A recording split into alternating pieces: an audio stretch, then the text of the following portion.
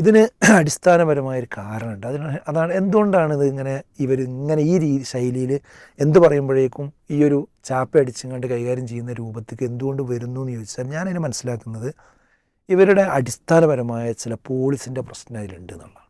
അതിലൊന്നെന്താണെന്ന് വെച്ചാൽ മുസ്ലിങ്ങൾക്ക് എന്തെങ്കിലും പ്രശ്നങ്ങളുണ്ടെങ്കിൽ അവർ സംഘടിച്ചത് പറയേണ്ടതില്ല, പ്രത്യേകിച്ച് അവർ പൊളിറ്റിക്കലി സംഘടിക്കേണ്ടതില്ല. അതൊക്കെ ഞങ്ങൾ പരിഹരിക്കും, അത് ഞങ്ങളോട് വന്ന് പറയാൻ ഞങ്ങൾ എന്ത് ചെയ്യും, പരിഹരിക്കും. അല്ലാതെ നിങ്ങളായിട്ടത് പരിഹരിക്കാൻ ഇറങ്ങിയാൽ അത് ശരിയാവില്ല. ഇതൊരു ബേസാണ്. അപ്പോൾ അവരെ അവഗണിച്ചുകൊണ്ട് ഒരു വിഷയം എന്ത് ചെയ്യാൻ പാടില്ല, പറഞ്ഞാൽ അത് അവർക്ക് ഭയങ്കര അസ്വസ്ഥത ഉണ്ടാക്കും. ഒരു പ്രശ്നം അത്.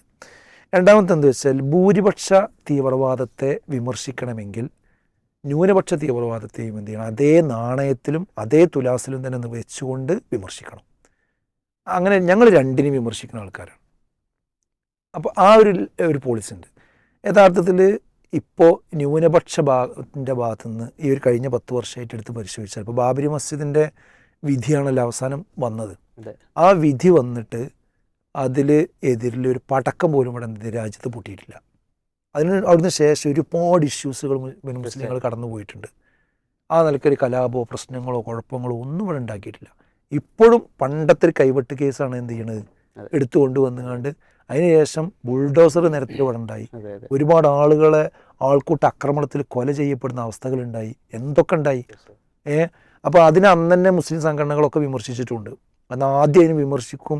നമ്മളെ സംഘടനയൊക്കെ ആ വിഷയത്തിൽ ശരിക്കും ക്യാമ്പയിൻ നടത്തുകയും ഇസ്ലാമിക പ്രമാണങ്ങൾ വെച്ചുകൊണ്ട് തന്നെ ഇത് തെറ്റാണെന്ന് പറയും ഒക്കെ എല്ലാ മുഖ്യധാര സംഘടനകളും വിമർശിച്ച് തള്ളി പറഞ്ഞൊരു കാര്യമാണ്.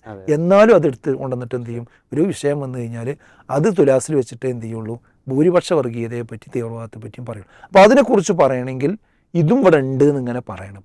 ഇല്ലാത്തൊരു സാധനം ഇരുട്ടത്ത് പൂച്ചനെ തെരയണ പോലെയാണ് എന്ത് ഇപ്പോഴത്തെ അവസ്ഥയിൽ. അപ്പോൾ അത് അവരൊരു അങ്ങനെയാണ് അവരുടെ ലൈന്. ആ നയം തിരുത്താതെ അവർക്ക് എപ്പോഴും ഇവിടെ ഒരു അപരന ഉണ്ടെങ്കിൽ എന്ത് ചെയ്യാൻ പറ്റുള്ളൂ, ഇതിനെപ്പറ്റി വിമർശിക്കാൻ പറ്റുള്ളൂ.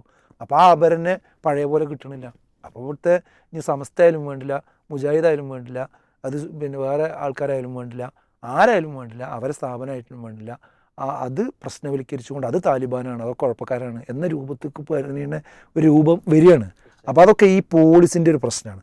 വേറെ ഒന്നുള്ളത് എന്താ വെച്ചാൽ മതനിരാസം ലിബറൽ സംസ്കാരത്തിൻ്റെ ഒരു വഴിയിലൂടെ വരുമ്പോൾ എതിർക്കാൻ മുസ്ലിങ്ങൾ രംഗത്ത് വന്നാൽ ഇപ്പോൾ ചെയ്യുന്ന പരിപാടി എന്താ വെച്ചാൽ അത് മുസ്ലിം പേരുള്ള പാർട്ടി പ്രവർത്തകരെ കൊണ്ട് തന്നെ അതെന്ത് ചെയ്യുക, അതിന് മറുപടി പറയിപ്പിക്കുക എന്നുള്ളത് ആ രീതിയാണ് ഇപ്പോൾ ചെയ്തുകൊണ്ടിരിക്കുന്നത്. അപ്പോൾ അങ്ങനത്തെ കുറേ പോളിസി സംബന്ധമായ പ്രശ്നങ്ങൾ അടിസ്ഥാനപരമായിട്ടുണ്ട്. അതിൽ നിന്നുകൊണ്ടാണ് അവരുടെ പാർട്ടി പ്രവർത്തകർ ചിന്തിക്കുന്നത്